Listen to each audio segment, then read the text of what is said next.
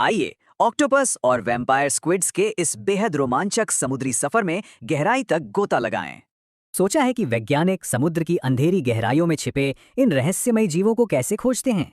इन जीवों के आश्चर्यजनक सुंदरता और प्रजातियों की विविधता सचमुच किसी को भी चकित कर सकती है। दिलचस्प बात यह है कि ये शोध 1994 के मूल संस्करण से 2016 तक कितना विशाल हो गया। कई वैश्विक संस्थाओं द्वारा समर्थित ये तीसरा खंड खास तौर पर ऑक्टोपस और वैम्पायर स्क्विड्स पर केंद्रित है। और सबसे कमाल की बात, इस समुद्री वर्गीकरण का पैमाना और पूरा डेटाबेस अविश्वसनीय रूप से विशाल है।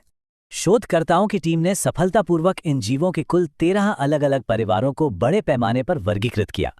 इसे और गहराई से बांटें तो इन परिवारों को 56 अद्वितीय जेनेरा या प्रजाति समूहों में व्यवस्थित किया गया। और सबसे बड़ी बात, इस ऐतिहासिक ग्रंथ में अब तक ज्ञात पूरी 280 प्रजातियां शामिल हैं।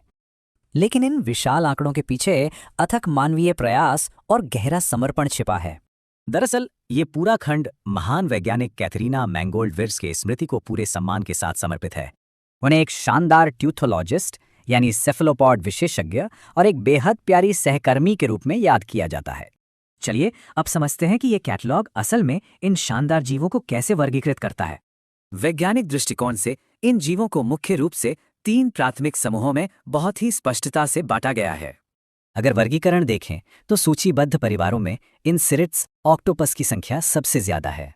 यह परिचित इंसिरेट्स और गहरे समुद्र वाले पंखयुक्त सिरिट ऑक्टोपस के बीच बहुत बारीकी से अंतर स्पष्ट करता है।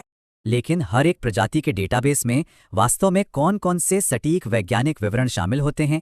शोधकर्ताओं ने हर प्रजाति के निवास स्थान, जैविक लक्षण और यहाँ तक कि मत्स्य पालन हितों को भी दर्ज किया।